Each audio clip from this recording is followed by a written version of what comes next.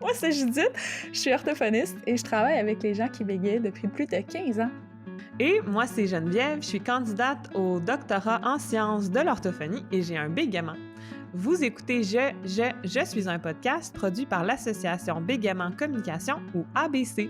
Ce balado est un espace pour parler du bégaiement sous toutes ses formes, sans tabou et dans le plaisir. Oui, et dans cet épisode, on vous présente un nouveau projet de l'ABC qui sont des méditations guidées pour les personnes qui bégayent. Puis on va commencer par décrire les concepts de méditation et de pleine conscience. Et après, on va parler des bienfaits pour les gens qui bégayent. Ensuite, on reçoit Anne-Moïse Richard, orthophoniste, et Sonia Dussault, qui est employée de l'ABC et Adultes qui bégayent, parce qu'elles ont fortement contribué à ce projet. Pour terminer, on reçoit Jean-Sébastien Bérubé, qui est bédéiste et adulte qui bégait et qui médite depuis de nombreuses années. Rendez-vous au abcbégaiement.org pour connaître les services, les ressources puis les activités de l'ABC. Et vous pouvez nous suivre aussi sur Instagram, sur Facebook et sur Twitter sous le nom ABC Bégaiement. Alors, bonne écoute, merci d'être là et de nous suivre. Pour commencer notre épisode sur le projet des méditations pleine conscience, on va définir la différence entre mes méditations et pleine conscience. Parce que souvent, on entend l'expression mm, méditation pleine conscience, mais en fait, la méditation et la pleine conscience sont deux choses différentes. Donc, qu'est-ce que la méditation? En fait, la méditation est souvent décrite comme une pratique ou comme un entraînement. Donc, c'est le fait, par exemple, de se pratiquer à concentrer son attention sur un objet. Ça peut être notre respiration. Donc, quand on pense à la méditation, c'est vraiment quand on est assis ou couché ou debout, mais qu'on est dans un entraînement, dans un exercice de méditation où on apprend, comme j'ai dit tantôt, à concentrer son attention sur une chose. Oui, exactement. Puis ça, on y va avec la pleine conscience. Donc là, j'y vais avec une citation, OK, de John Kabat-Zinn, qui est un professeur américain en médecine, né dans les années 40, qui est vraiment comme le fondateur d'une certaine forme de thérapie en pleine conscience, là, puis qui a apporté beaucoup au domaine. Et lui, il va la définir comme étant la pleine conscience signifie faire attention d'une manière particulière, délibérément, au moment présent et sans jugement de valeur. Donc, c'est vraiment d'être dans le moment présent. La pleine conscience, par exemple, peut être fait, à tout moment de la vie quotidienne. Par exemple, on peut faire la vaisselle, en pleine conscience, donc on est vraiment dans le moment présent, attentive aux sensations, à nos émotions. Si je suis en pleine conscience en train de faire ma vaisselle, je vais porter attention délibérément à la chaleur de l'eau, la sensation de la mousse sur ma peau, mes pensées dans ce moment présent. Est-ce que je suis en train de penser à quelque chose qui me stresse, à cette tâche que j'ai à faire qui s'en vient? Et quand on combine les deux, donc on fait de la méditation pleine conscience, là, c'est le summum, non? C'est Parce le qu'on est top du top! vraiment pleinement présent.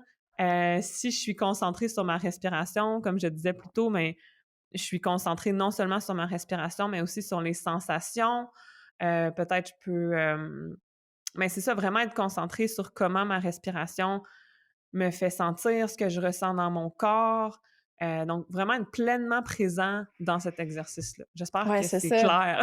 Ouais, puis la pleine conscience avec tous les sens, donc tu sais, Mmh. la vue, l'ouïe, le toucher, le corps, la proprioception. Donc c'est d'être vraiment dans notre corps, dans le moment présent. Puis comme Mmh. tu disais, on peut le faire tout le temps, c'est ça. Ben, en fait, Oui, on peut le faire dans différents moments de la journée, tu sais, c'est quelque chose ouais. qui versus la méditation qui est comme une pratique un petit peu plus, ben, qui peut être formelle ou informelle, mais Oui, c'est ça, c'est qui est ouais. plus comme Formel, un ouais. exercice, ouais.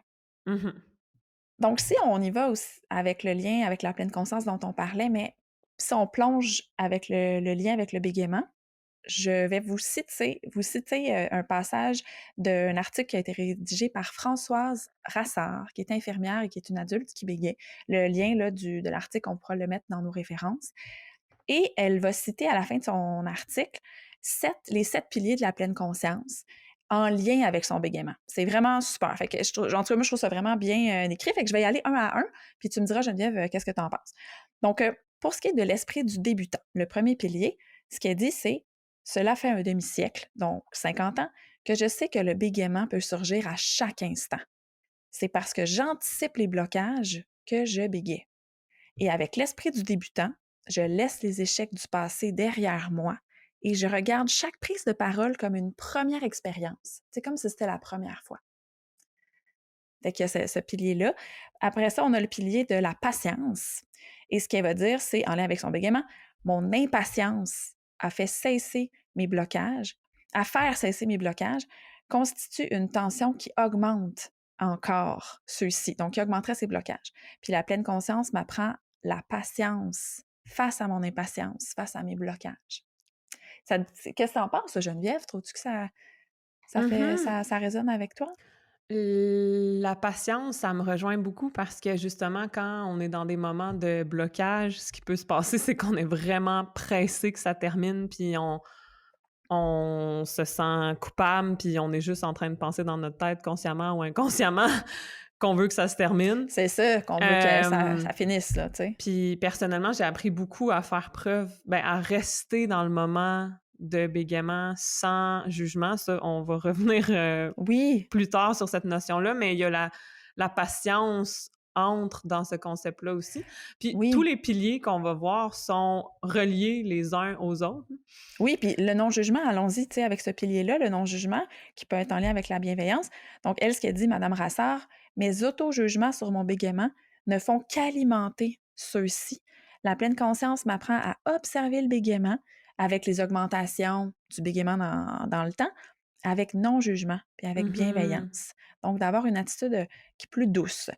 Si on y va avec le quatrième pilier qui est l'acceptation, ce qu'elle va dire, c'est qu'elle va dire pendant plusieurs années, le bégaiement a été mon pire ennemi contre lequel je me battais en permanence. Mhm. L'acceptation est à reconstruire dans chaque situation où je suis confrontée à cette limite-là, à cette lutte-là. Donc, j'apprends à le voir comme un ami. Je lui donne le droit d'être là. Ça, on en parle beaucoup dans le podcast. Ouais, Là. ouais. Et il y a plusieurs auteurs hein, qui disent que l'acceptation ferait partie du succès d'une thérapie là, pour mieux vivre avec le bégaiement. Donc, elle nomme ça. On y va avec le non-effort. Elle disait que dans ses thérapies antérieures en orthophonie, elle voulait un résultat parfait tout de suite. Puis elle disait, mais ce qui sortait de ça, en fait, le seul fruit possible de cette attitude-là, c'était le découragement et l'échec. Tu sais, quand on veut que ça soit trop Mhm. parfait, ben, euh, malheureusement, parfois on est confronté à un échec. Donc, en pleine conscience, j'apprends à observer ma parole dans le non-effort, sans chercher à la changer. Et dans la Mhm. détente de cette observation, parfois ma parole change naturellement et parfois j'apprends à faire le juste effort pour la gérer. Donc, un peu Ah, c'est bien dit, je de trouve. gérer l'effort différemment. Ouais. Le lâcher prise, ça, c'est intéressant. Donc, elle disait, le bégaiement, je le détestais. Cette pensée ne peut que conduire, en fait, au blocage, à augmenter le bégaiement. Selon elle, la pleine conscience m'apprend à renoncer à combattre le bégaiement. Puis dans le lâcher prise, les mots sortent plus aisément. Mhm. C'est intéressant, hein? Vraiment. Donc, il nous resterait peut-être le septième pilier, le dernier, la confiance. Et ce qu'elle va dire, c'est qu'après de multiples échecs, je n'avais plus aucune confiance dans une évolution possible parce qu'elle a fait beaucoup de thérapie en orthophonie, là, puis on dirait qu'elle arrivait toujours dans des endroits sans issue, là, ça fonctionnait pas. Et la méditation m'a ouverte à faire confiance à mes intuitions d'une avancée possible, de faire confiance à d'avoir espoir pour la suite. Et donc voilà, fait que ça fait le tour sur les piliers de la pleine conscience avec le bégaiement. Mhm. Hem, je remercie personnellement madame Rassard d'avoir, donner des exemples des 7 piliers de la pleine conscience avec son expérience personnelle sur le bégaiement. Ouais, Je trouve ça tellement vraiment, riche. vraiment. Donc, mais merci beaucoup. Peut-être que vous nous écoutez. Si vous nous écoutez, merci. Hem, les, bienfaits de la méditation que madame Brassard fait ressortir sont aussi de documentés dans la littérature. Donc, on a fait, un résumé pour vous de ces bienfaits-là et on va, inclure bien sûr, les références scientifiques qu'on a utilisées dans les références de cet épisode. Donc, ce qu'on voit que la méditation pleine conscience apporte comme bienfait, on peut dire que souvent quand on bégaie, hein, on est dans le mode, pilote automatique. C'est-à-dire on n'a jamais vraiment pris le temps, puis c'est pas de notre faute du tout là, tu sais, c'est parce qu'on nous a pas montré comment faire ou que, socialement on n'en parle pas, mais bref, on n'a jamais pris le temps de se questionner sur comment on bégaie ou comment on veut réagir quand on bégaie. Donc souvent, on va bégayer, puis automatiquement, comme j'ai dit plus tôt, essayer que ça finisse le plus vite possible. On va pousser des sons. Puis ce que la méditation pleine conscience apporte, parce qu'on est plus attentif à nos réactions, aux sensations dans notre corps, ça permet d'observer sans jugement ce qui se passe. Donc, si je bloque, au lieu de réagir rapidement et de pousser, ce qui est pas mal, mais il y a d'autres façons possibles de bégayer, mais ça Ben permet, oui, ouais. de voir: «Ah, ben là, je sens que je suis tendue, je sens qu'il y a un bégaiement, comment je veux réagir? Est-ce que je pousse le mot? Est-ce que j'essaie d'identifier où la tension se trouve pour la diminuer? Est-ce que au lieu d'être dans une attitude de lutte, j'essaie, hem, d'accepter que cette lutte-là soit présente pour la diminuer?» Tu sais? Ouais, non, mais c'est ça, ou Mmh. de la vivre, en fait, Oui, de c'est ça. tu sais, des fois, c'est ça, je sais pas où j'ai entendu ça, mais on en parlait avant l'enregistrement, mais tu sais, en anglais, j'avais entendu «sit in it», là, comme Mmh. on s'assoit dedans, genre, fait C'est on ça. essaye de Ouais. comme le le vivre, ce moment-là, tu C'est sais. ça, de se désensibiliser à l'expérience cor corporelle du bégaiement. Puis ça m'emmène à mon deuxième point, mais qu'on oublie souvent que l'expérience du bégaiement, c'est physique et c'est corporel et on a tendance à pas vouloir la vivre et à se déconnecter de notre Ouais, corps. c'est exact, ouais. Mais quand on se reconnecte aux sensations par la pleine conscience, ben, je me répète, mais comme j'ai dit, tout est lié, là, chaque Ouais, bienfait et chaque pilier dont on a parlé plus tôt sont liés. Donc, quand je me reconnecte aux sensations corporelles du bégaiement, j'observe et je peux, exercer un choix sur comment je vais vivre ce moment-là ou comment je vais bégayer. Puis des fois, on a l'impression que le choix est pas possible, mais on a toujours le choix de comment qu'on réagit. ouais, Parce que la lutte peut être présente, mais on peut aussi lutter contre notre propre lutte.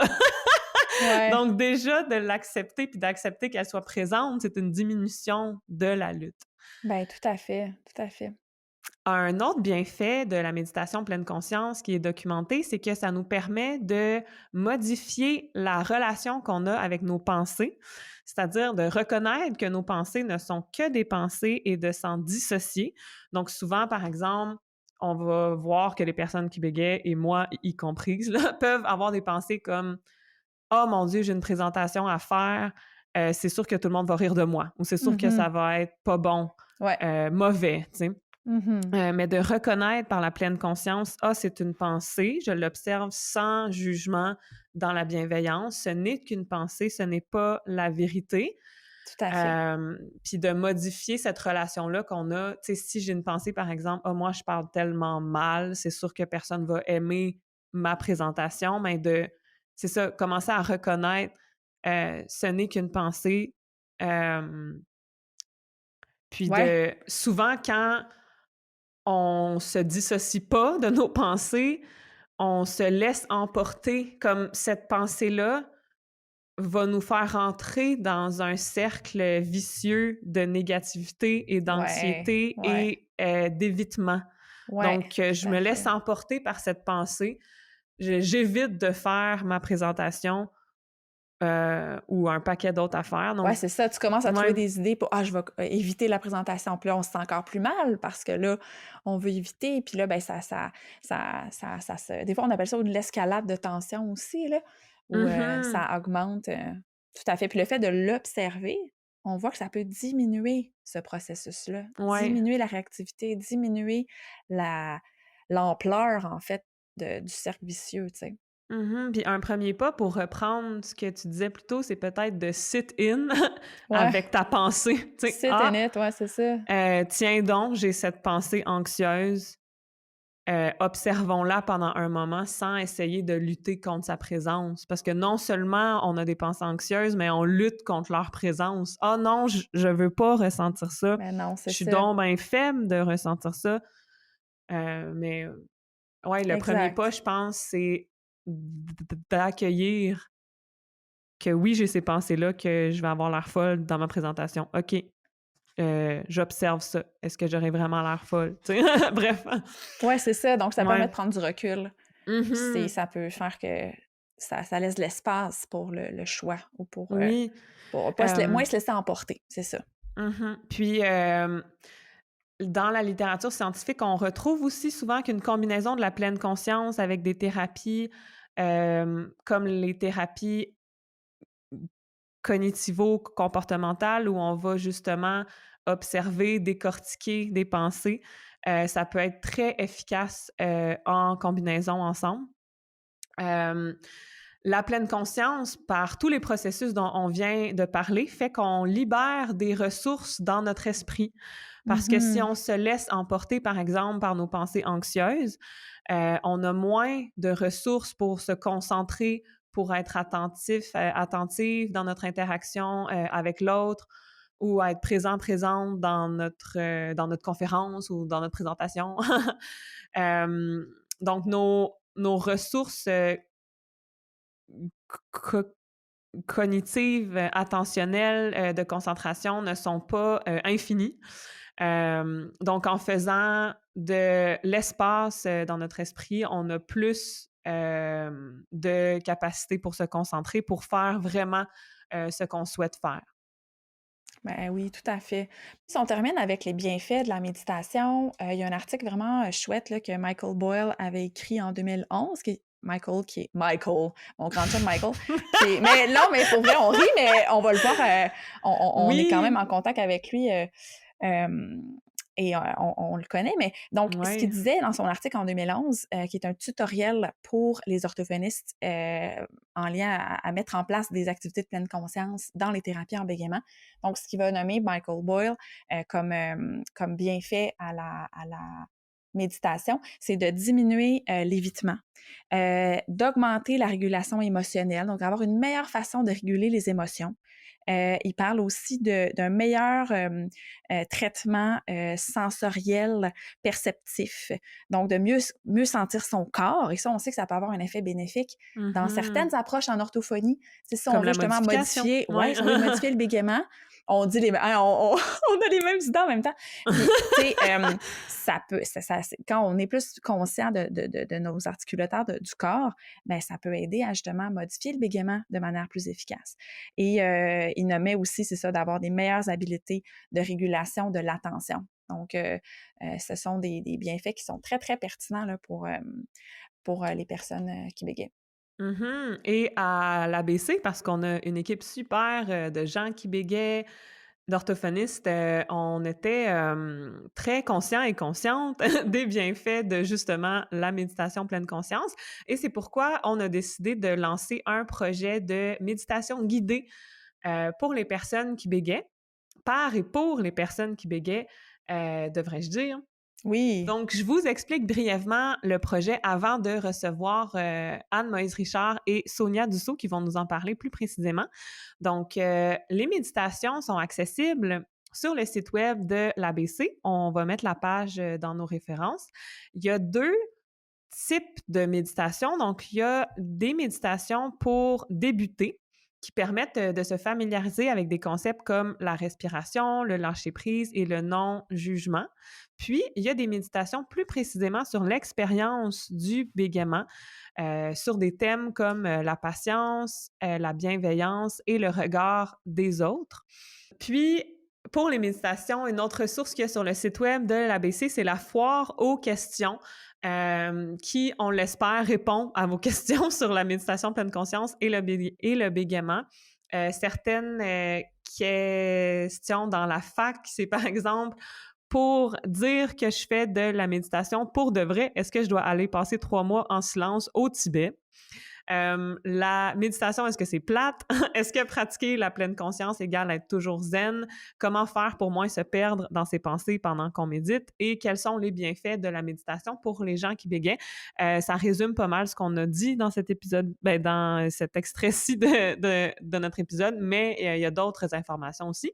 Et si vous avez d'autres questions, écrivez-nous au info@abcbégaiement.com. On va y répondre dans la fac. Oui, puis ça me fait penser, tantôt, on va recevoir Jean-Sébastien, puis il a passé du temps, lui, il est allé au Tibet, donc il va Ouais, pouvoir fait nous parler de ça, ouais. cette aventure-là qu'il a vécue. Lui fait de la méditation pour de vrai. Non, c'est pas Ouais, c'est ça! c'est C'est des blagues. c'est un real one. Mais génial. Alors, merci beaucoup, Geneviève, pour toutes ces Merci à toi. informations-là sur les méditations guidées. Et on va continuer avec l'entrevue avec Anne et Sonia. À tout de suite.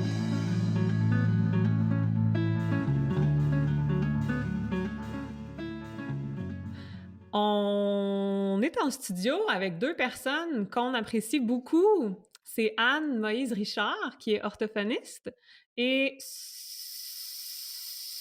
Sonia Dussault, qui travaille pour l'ABC. Allô, Anne? Allô, Sonia? Allô? Allô! Merci beaucoup d'être avec nous aujourd'hui, à vous deux, Sonia et Anne. Donc Anne, pour les auditeuristes qui nous écoutent, on se connaît depuis plusieurs années. On dit, je sais même plus. Oui. Ah, ben depuis 2008. En tout cas, on a travaillé longtemps ensemble au Centre d'adaptation Marie-Enfant à Montréal. Entre autres, on a travaillé sur plein de projets en bégaiement ensemble. Et maintenant, tu es professeure adjointe de clinique à l'École d'orthophonie et de zoologie de l'Université de Montréal. Donc, voilà. Et Sonia aussi, on s'est connus grâce à l'ABC. Donc, et toi aussi, Geneviève, hein, tu connais Anne et Sonia depuis quand même assez longtemps, hein? Oui, et Anne aussi, tu reviens à Je suis un podcast parce qu'on peut t'entendre aussi dans notre épisode sur la réalité virtuelle. Puis tu sais à quel point tu as été importante dans mon parcours en orthophonie. Et Sonia, comme j'ai dit plus tôt, ben, tu travailles à l'ABC, donc on travaille ensemble. Ça fait presque un an, là, ça va faire un an le 7 mars. Ben, en fait, demain, Demain, parce que c'est quand ça. on enregistre, on est le 6 mars aujourd'hui, donc ça va faire un an demain qu'on travaille ensemble et c'est une grande joie. Oui, et Et puis je veux juste dire pour nos auditeuristes, là, ça n'a pas rapport avec l'épisode, mais bonne fête en retard, Geneviève, c'était ta Oui, fête. bonne Ah! fête! Bonne fête! Merci! Merci beaucoup. Je sais Et plus. là, ben, en fait, aujourd'hui, on va parler d'un projet vraiment spécial qui est la genèse, en fait, part de Geneviève et Anne. Et Sonia s'est jointe au projet avec le temps qui a passé, mais tu t'es joint au projet il y a quelques mois, hein, Sonia? Oui. Donc, un projet de méditation guidée. Donc, aimeriez-vous nous dire d'où est partie l'idée de ce projet-là, à la base? Oui, ben avant qu'on enregistre, Anne et moi, on se demandait comment ça a commencé. C'est On quoi s'en donc? souvenait Comment plus ça s'est vraiment. Mais Anne, tu m'as rappelé que dans une conversation, à un moment donné, tu m'avais dit que tu faisais de l'ACT, donc la thérapie d'acceptation et d'engagement avec les personnes qui bégaient. L'ACT, on en parle aussi à Je suis un podcast dans un épisode avec Juliette de Chassé. Puis tu me disais qu'avant chacune de tes séances avec des personnes qui bégaient, tu fais des méditations. Puis je pense que l'idée est partie de là. Ça se peut-tu? c'est ce qui me semble le plus probable. Ouais, donc là, c'est toi ou moi, je sais plus qui, ou nous deux ensemble qui se sont dit mais ça serait le fun qu'on puisse offrir ça en ligne, accessible et gratuitement. Puis là, c'est sûrement moi qui a dit mais comme l'ABC produit un podcast, ça serait vraiment simple C'est ça. non, ouais, Ouais. d'enregistrer des méditations guidées aussi. Fait que je pense que ça a commencé comme ça. Geneviève, est-ce que tu me permets d'ajouter mon grain de sel? Ben oui, bien Ben sûr, oui, c'est ce vas-y, que Anne. j'attendais. J'ai fait des méditations au début de chaque thérapie avec les jeunes qui bégaient pour ceux qui le désirent. Et je te dirais par contre, parce que tu sais, dans la thérapie ACT, je propose un plan, puis ils me disent si ce plan-là leur convient, s'ils ont autre chose à proposer. Et pour la majorité, c'était une toute première expérience avec la méditation et j'ai pas d'exemple de clients qui m'ont dit finalement j'aime pas ça, je veux pas l'essayer. Donc fait ça m'a donné confiance dans le projet, puis les échos là que j'en ai, c'est positif. Ouais, Et génial. Sonia, je me rappelle que l'ABC avait fait une soirée de discussion en ligne sur les méditations. Tu avais participé à cette soirée-là, puis tu avais vraiment pris la parole beaucoup, puis à chaque fois que tu parlais, je me disais «Wow, elle a tellement de choses à dire sur le sujet», puis on dirait vraiment que ça la passionne. Puis là, quand tu as commencé à travailler pour l'ABC après, puis ce projet-là a commencé à naître, j'ai pensé que ça t'intéresserait vraiment, puis tu m'avais dit «Oui, vraiment!» C'est comme ça que tu as embarqué, dans le fond. Ouais, moi j'ai été vraiment emballée par le projet quand tu m'en as parlé. Moi, je médite depuis quelques années maintenant, et c'est vrai que je trouvais ça le fun de partager aux autres et de montrer en fait les bienfaits. Donc moi je trouve que c'est vraiment un projet de partage. Puis voulez-vous nous dire un petit peu plus là, en détail, ça ressemblerait à quoi? En fait, ça ressemble à quoi présentement le projet là? Où vous en êtes dans les méditations guidées que vous avez faites jusqu'à maintenant? Mais tu veux y aller, Sonia?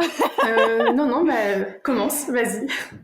Ben, on a jugé bon de faire des séances de méditation qu'on appelle plus des prérequis avant de plonger vraiment dans le thème du bégaiement comme tel.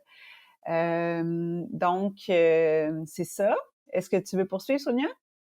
Bah, effectivement, il y a 3 méditations de prérequis qui sont un peu comme des bases. C'est un peu l'apprentissage des méditations, donc ça peut être bien pour les gens qui sont novices. Et ensuite, il y a 5 autres épisodes qui sont vraiment plus en lien avec le bégaiement. Par exemple, hein, Sonia, veux-tu nous donner un exemple d'une des méditations en lien avec le bégaiement? Alors, moi, j'ai écrit et enregistré un épisode sur la bienveillance. Où effectivement, bah, quand on bégaye, on a tendance à être vraiment dur envers soi-même, à être exigeant. Et cet épisode-là est vraiment fait justement pour être bienveillant envers soi-même, notamment quand on bégaye. Mmh. Moi, je voulais nommer aussi que donc les voix qu'on va entendre dans ces méditations guidées-là qui vont être en ligne, il y a toi, Sonia, il y a Oui. Jean-Sébastien Bérubé, qu'on a déjà reçu d'ailleurs hein, Je suis un podcast dans un épisode là, il y a quelques mois, et il y a Louis-Frédéric Gélina aussi, des belles voix masculines qu'on va entendre. Ça, c'est fabuleux. Donc, merci à Jean-Sébastien et à Louis-Frédéric pour leur rapport dans ce projet-là. Mais je voulais juste rajouter qu'effectivement, on trouvait ça important d'avoir plusieurs types de voix, dans le sens où il y a des personnes qui vont être plus sensibles euh, à certaines voix et pas d'autres. Moi, je sais que je suis assez exigeante quand je médite sur les voix. Donc, il y en a qui vont préférer une voix féminine, d'autres masculines. Et puis, bah, c'est le fun aussi que d'autres membres de l'ABC puissent participer. Mhm. Pa- Parce qu'on voulait vraiment que le projet soit construit avec des personnes qui bégaient de notre communauté, ben de la communauté des gens qui bégayent. Fait qu'on se disait que le plus de voix bègues, le mieux c'est. Ben oui, tout à fait, Puis tout en à fait. passant, si vous êtes intéressés, les personnes qui nous écoutent, à enregistrer des méditations, vous pouvez nous envoyer un courriel au info@abcbégaiement.com. On va mettre notre adresse dans les références de l'épisode. Mhm.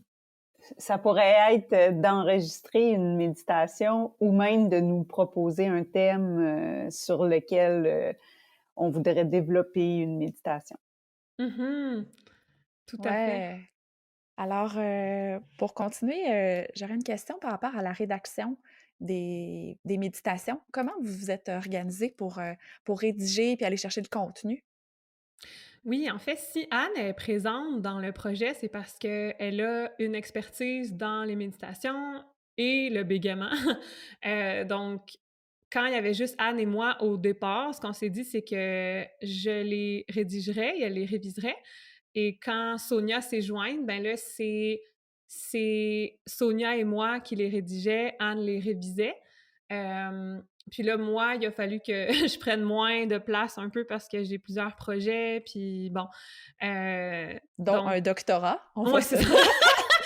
Donc là, vers la fin, c'est Sonia qui rédigeait, ben, qui en a rédigé beaucoup plus que moi. Je pense qu'au final, j'en ai rédigé peut-être seulement une ou deux. Puis Anne les révisait, comme j'ai dit tantôt, et les révise parce que c'est un projet qui est en cours, qui est en continu. Puis pour les enregistrements, mais là, c'est Sonia qui a coordonné le tout. Je ne sais pas si tu veux nous dire un petit mot sur les enregistrements, comment ça s'est passé. Alors, bah, juste déjà, pour dire que l'écriture, moi, j'ai vraiment aimé ça. C'était une première pour moi et j'ai pris beaucoup de plaisir et j'en prends encore. Et pour l'enregistrement, donc, bah, comme on disait tantôt, Jean-Sébastien et Louis-Frédéric, donc, on souhaitait enregistrer chacun un épisode. Donc, bah, ça a été assez simple. Chacun avait un micro, ils enregistraient leur épisode. Et ensuite, j'envoyais le tout à Alexandre, le magicien, pour qu'il Oui, rende ça encore Alexandre, plus beau. ouais. Oui, parenthèse, c'est le même Alexandre qui fait la post-production de Je suis un podcast. Et c'est vrai que c'est un magicien. Oui, tellement. Ça serait le fun aussi qu'il enregistre, Alexandre, Ah! une Bonne méditation. idée, Ça ouais. serait très On va lui cool. demander. Mais puis on peut, j'aimerais ajouter qu'on a commencé par faire comme un brainstorm de thèmes toutes les trois parce que ben on avait beaucoup d'idées puis il fallait comme essayer de se donner une structure. Fait que c'est là qu'on a pu identifier que ben pour quelqu'un qui a jamais médité, ça peut être intéressant de regarder ça sous différents angles. Donc c'est là qu'ils sont nés les prérequis. Puis, ben, par rapport à ça, les opinions divergent, mais moi, personnellement, quand j'essaie une nouvelle plateforme de méditation, j'aime ça quand même refaire les prérequis, même si c'est pas tout nouveau pour moi, parce que des fois, ça va mettre un peu la couleur de ce qui s'en vient. Fait que je pense que même si vous avez déjà une expérience avec la méditation, ça peut être pertinent de commencer par les toutes premières avant de plonger dans le thème du bégaiement. Ah, merci, c'est intéressant, Anne. J'ai une question pour Sonia aussi. Tu disais que tu as beaucoup de plaisir à rédiger les méditations. Comment est-ce que ton expérience de personne qui bégait te sert dans cet exercice-là? Comme, est-ce que tu penses, par exemple, à un moment avec ton bégaiement que tu as trouvé difficile puis à ce qui t'aiderait ou... En fait, ce qui est très drôle, c'est que avant d'écrire les méditations, j'avais pas forcément vu les bienfaits de la méditation sur mon bégaiement. C'est vraiment en les écrivant que je repensais à certaines situations, puis je me disais, ah, effectivement, là, tu sais, ça aurait pu te faire du bien, puis c'est quelque chose vraiment qui pourrait te servir par la suite. Donc, bah, c'est vrai que c'était le fun, parce que même si chacun vit son bégaiement à sa façon, mais je pense que ça peut vraiment parler à tout le monde.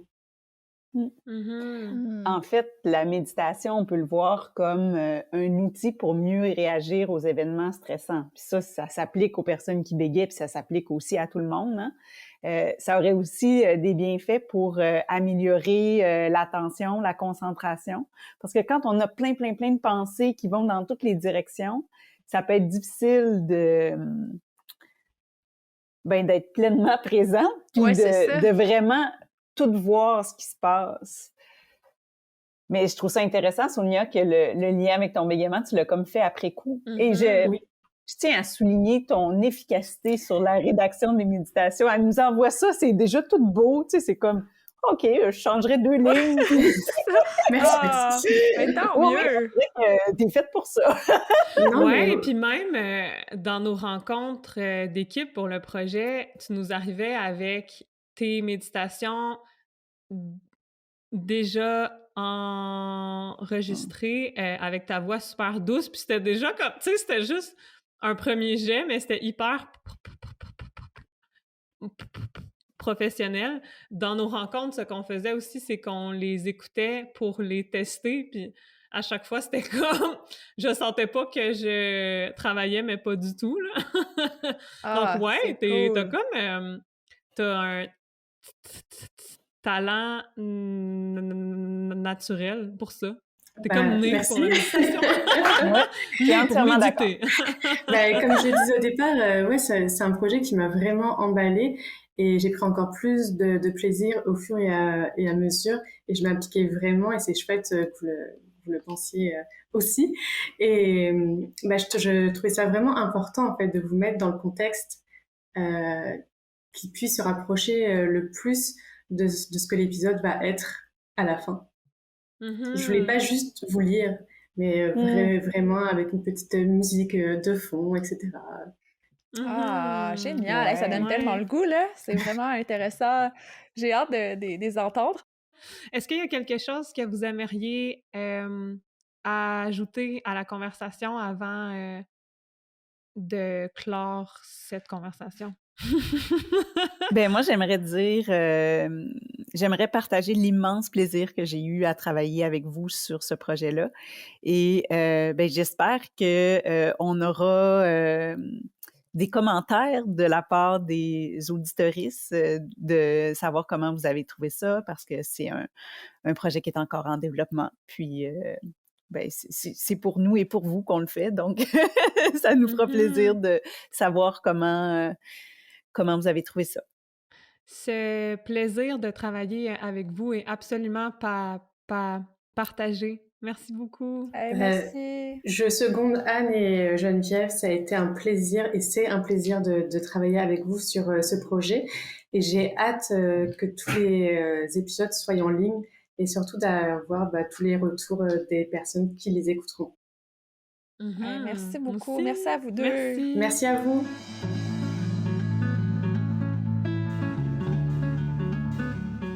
On reçoit maintenant Jean-Sébastien Bérubé, que vous avez déjà entendu si vous avez écouté l'épisode 12 de Je suis un podcast où je t'interviewais et Judith n'était pas là parce que J'étais en congé de maternité. Exactement. Mais Tu n'es oui. pas un congé, tu étais en maternité. Tout Ouais, court. en maternité, en travail de maternité pour mon deuxième garçon, ouais. Oui, donc Jean-Sébastien, allô? Bonjour, merci beaucoup de l'invitation. Merci beaucoup d'être là, Jean-Sébastien. T'es un adulte qui bégaie, t'es un BDiste aussi. Et tu médites. Donc, c'est pour ça que t'es présent à l'épisode aujourd'hui. Ouais, un master de la méditation, je dirais.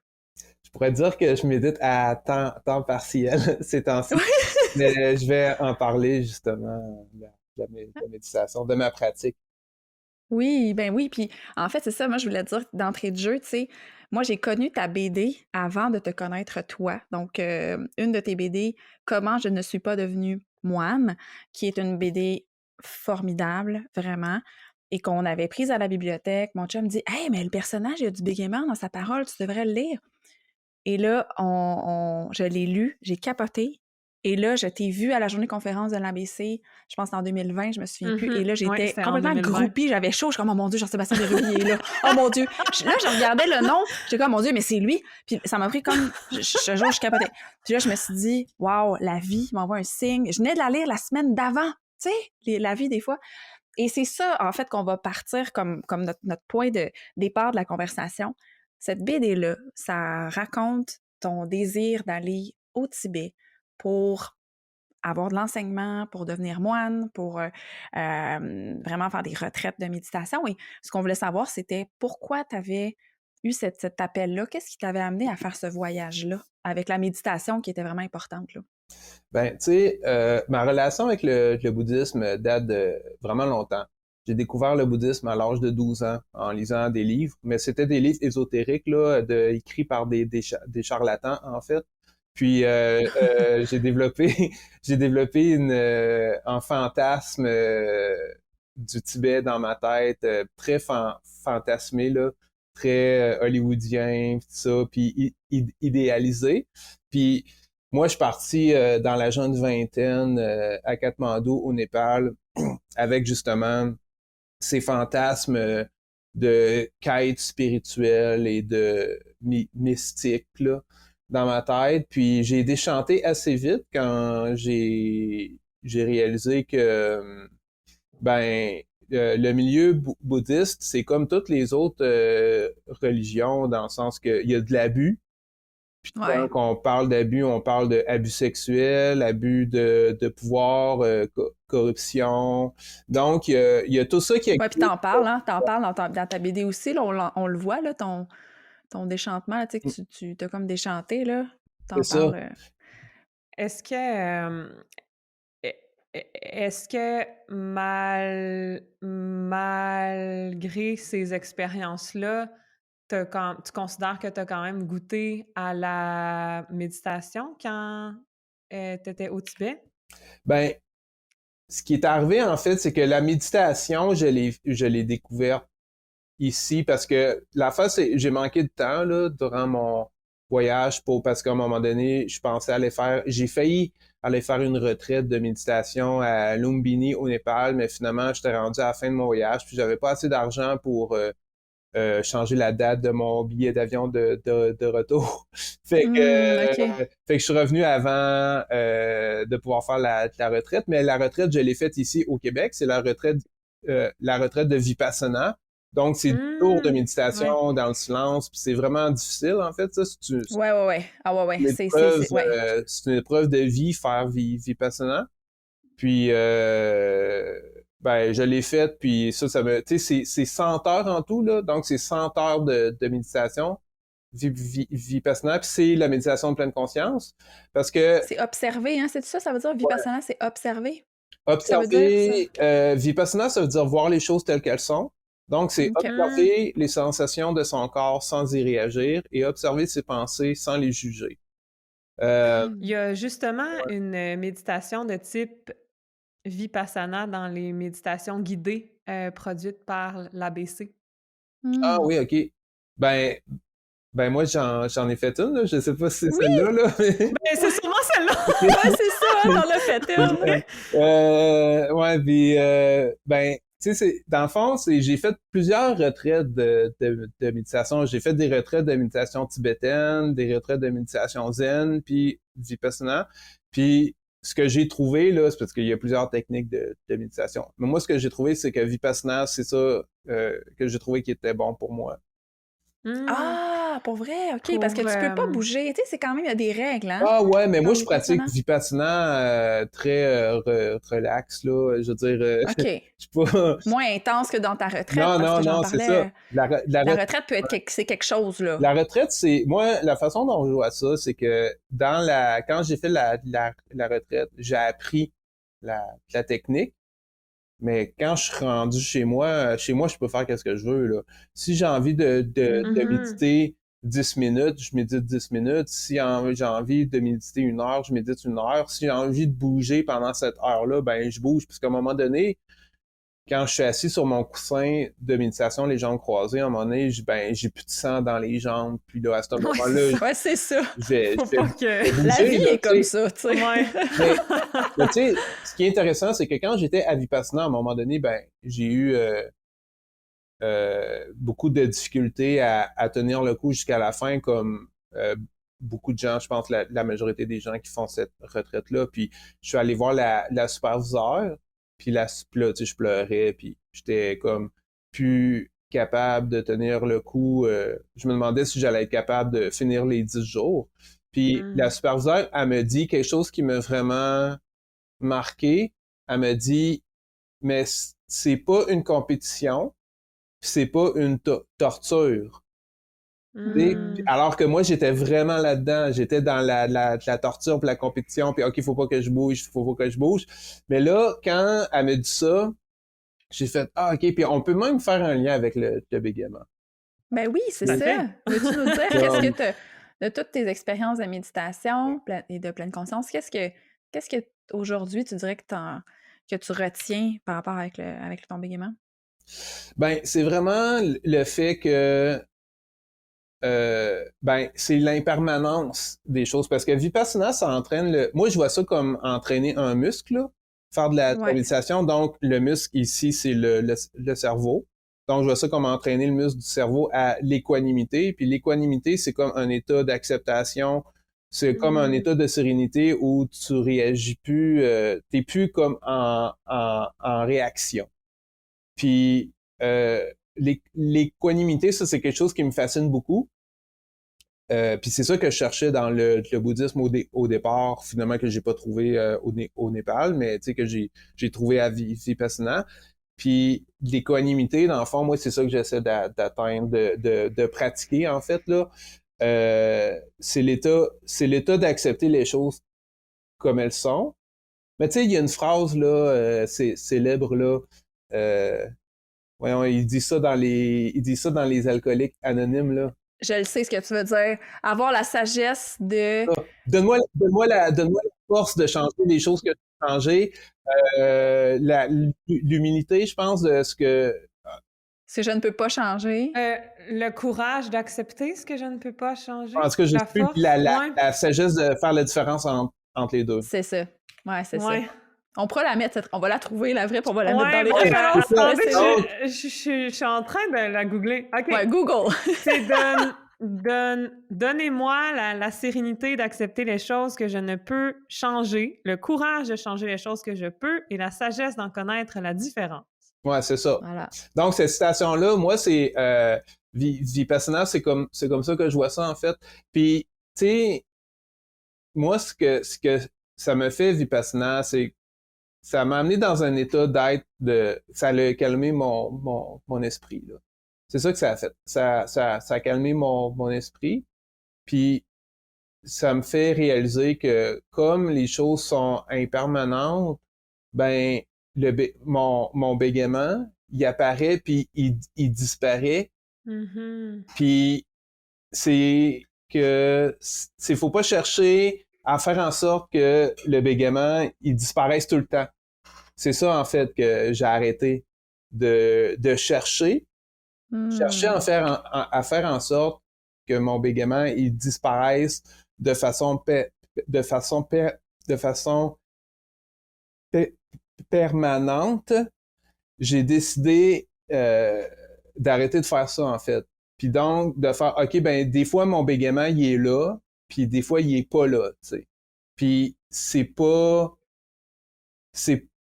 mal parce qu'il est là, puis c'est pas bien parce qu'il est pas là. T'sais, c'est ça que ça m'a permis de réaliser, en fait, de faire de la méditation de Vipassana, c'est ça, en fait. Wow! Hey, merci tellement. Merci Jean-Sébastien, c'est tellement... Mon Dieu, c'est intéressant. Comment tu le nommes, tu le sens que tu maîtrises vraiment le sujet, tu sais. Puis de façon générale, je peux dire aussi que, ben, tu sais, je remarque que de façon générale, là, sur le long terme, là, je parle sur très long terme, l'intensité de mon bégaiement a diminué parce que j'arrête comme de lutter avec lui pour pas qu'il se produise. Parce que quand je lutte avec mon bégaiement pour essayer de l'empêcher d'apparaître, ben c'est paradoxal, mais c'est dans ce temps-là que je vais bégayer plus, tu sais. C'est quand j'essaye de l'empêcher, tu sais. Ça reprend super bien ce dont on a parlé plus tôt, Judith puis moi, dans cet épisode-ci. Puis je veux juste ajouter rapidement que tu dis qu'il y a des liens entre la méditation puis le bégaiement, puis je vois un autre lien aussi. Tu disais que Vipassana t'a appris la technique pendant ton séjour, mais à la maison, t'en fais ce que tu veux, tu sais. Puis je trouve qu'en bégaiement, ben, qu'en orthophonie, en général, c'est l'attitude, ben, pas qu'on devrait avoir, mais je trouve, Ben, en tout cas, je pour pense que moi, oui. c'est une Mais je pense attitude que qui est oui. aidante, tu sais. Ah, là, Ouais. j'apprends la technique à fond, mais après ça veut pas dire que je suis obligée de m'en servir sous toutes les conditions que j'ai apprises, tu sais. Ça peut être sous mes conditions à moi. Ben oui, C'est ben c'est vraiment là ça. qu'on s'approprie. Ah, là, je sens que j'ai pas voulu bégayer. C'est là qu'on s'approprie. Le moment est passé. C'est impermanent. C'est là qu'on s'approprie quelque chose pour de vrai, quand on Puis l'intègre à qui on est, tu c'est sais. ça, puis moi, c'est ce que je crois qui va durer le plus longtemps, Oui, tu moi sais, aussi. dans le temps. Ouais, Ouais. Est-ce que vraiment. ce que je vois aussi là-dedans, c'est que moi, tu sais, j'étais beaucoup dans la rigidité. Puis Ah, j'ai la des amis, flexibilité psychologique, ouais. ouais, j'ai des amis des amis proches de moi qui me le disaient aussi là que j'étais très rigide avant, puis je me suis beaucoup assoupli justement avec la pratique de tout ça, tu sais. Parce que j'avais tendance à être rigide dans tout ce que je faisais pour performer, tu sais. Comme je Ouais, faisais c'est de ça, la de mettre des règles ouais, c'est très ça. claires, puis il faut faire ça, puis il faut faire C'est ça, ça, puis tu ouais. sais, je méditais de façon rigide, je faisais de l'orthophonie de façon rigide, j'essayais de contrôler mon bégaiement de façon rigide. Fait que tout ça, c'est beaucoup de pression qu'on se met. Puis je trouve que, ben, des fois, la pression, ça peut être contre-productif.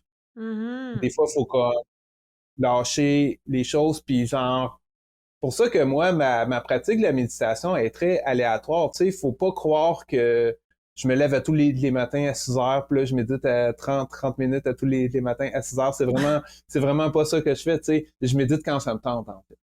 Ouais. Mais merci vraiment de le Ah préciser oui, parce que c'est vrai que les gens, souvent, ben, qu'on a une image dans notre imaginaire collectif là, de la méditation, c'est tous les matins, je suis assis, les jambes croisées, puis Ouais. super zen. Sinon, je suis ça pas un fonctionne pas, real. c'est ça, je sais pas, c'est Puis, ça. Ouais, c'est ça. puis, tu sais, tu parles de as-tu les jambes croisées, tu sais, j'ai déjà médité couché sur le dos puis les jambes suspendues sur le mur, là, tu sais. Ouais! C'est ça, ben oui, puis il y a de la méditation marché, il y a tellement de Oui, types de c'est méditation ça, ouais. différentes, tu sais. Tout à fait, tout à fait. Mais je trouve quand même que ton processus est intéressant d'avoir été chercher comme les outils. Tu sais, t'as été dans le Vipassana, c'est très intense comme retraite, mais d'aller chercher des outils de manière plus intense et complète, je dirais, dans des enseignements, puis après, tu l'as adapté à ta vie, tu sais, ce qui est une façon super bien de le faire, tu sais. Ou, dans le fond, c'est ça, chacun à son rythme, mais je trouve quand même que tu as été chercher plein d'outils, puis après, tu l'utilises à ta sauce à toi, tu sais. Merci beaucoup, Jean-Sébastien. Puis pour terminer, on va nommer les BD que tu as faites. On va mettre dans les références tes BD. Et la suite de Comment je ne suis pas devenue moine, c'est Vers la tempête. Donc, on encourage tous nos auditeurs et auditrices à aller regarder les BD, aller les acheter, aller les prendre à la librairie, à la bibliothèque. C'est vraiment un travail exceptionnel que tu fais et mon Dieu, c'est tellement senti là, quand je te dis ça, là, je suis une grande fan et c'est pas fake, là. J'aime vraiment beaucoup ce que tu fais et Moi tu as une aussi. BD, oui, hein? Tu as une BD sur le bégaiement que tu es en train de faire. On a eu la chance, Geneviève et moi, d'en voir des bons bouts, en fait, de pouvoir la lire. Et ça va sortir en 2024 aux éditions La Pastèque. Donc, Ça va être excellent. ouais. Donc, sur cette excellente note, on te remercie beaucoup. Merci Ça beaucoup. clôt notre épisode sur le projet de méditation guidée pour gens qui bégaient. Ça m'a fait bien plaisir. Nous Merci. aussi, vraiment. Merci À beaucoup. bientôt! À bientôt! Outre Judith et moi-même à la réalisation et à l'animation, Alexandre Cadelis, adulte qui bégaie, assure la post-production, le montage et le mixage de Je suis un podcast. De plus, le contenu est révisé par le conseil d'administration de l'association Bégaiement Communication, conseil qui est composé exclusivement d'adultes qui bégaient. On remercie toute cette équipe de feu. À la prochaine!